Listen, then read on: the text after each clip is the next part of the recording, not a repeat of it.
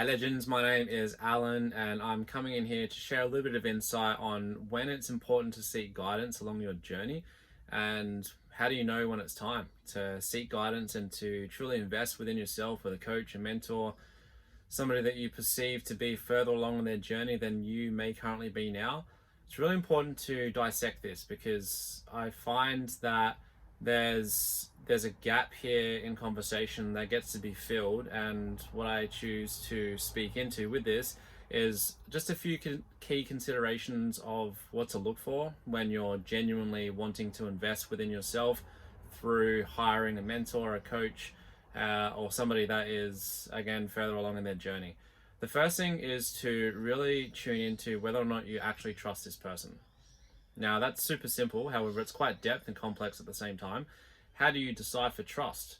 How do you really tune into another person's journey and really ask yourself, is this person truly going to add value to my life? And a great place of assessment that I like to dive into is how embodied is this person in what they're speaking, and are they actually living that in their day-to-day reality?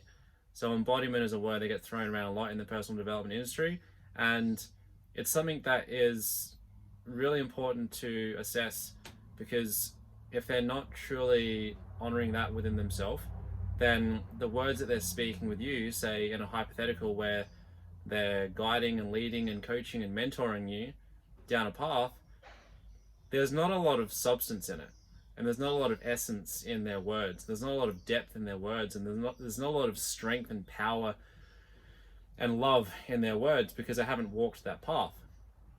Now, how does one determine whether or not a mentor or a coach or somebody of that caliber has walked that path?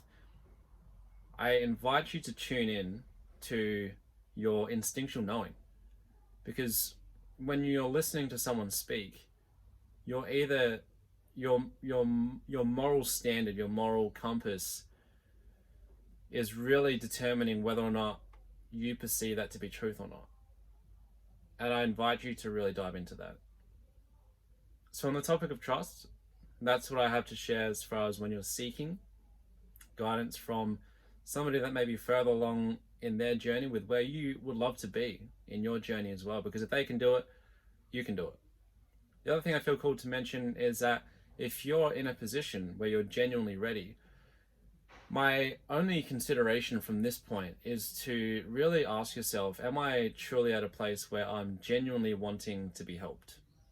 Because the reality is, if you haven't reached full admittance and if you haven't reached full acceptance of where you're currently at right now, and you're not fully committed to actually wanting to make a change, and you maybe haven't fully allowed yourself the consideration of genuinely changing and met that with an open mind and an open heart to genuinely meet yourself in the place where you can actually say to yourself in the mirror, I'm open, I'm ready to change, I want help, I'm choosing to help myself.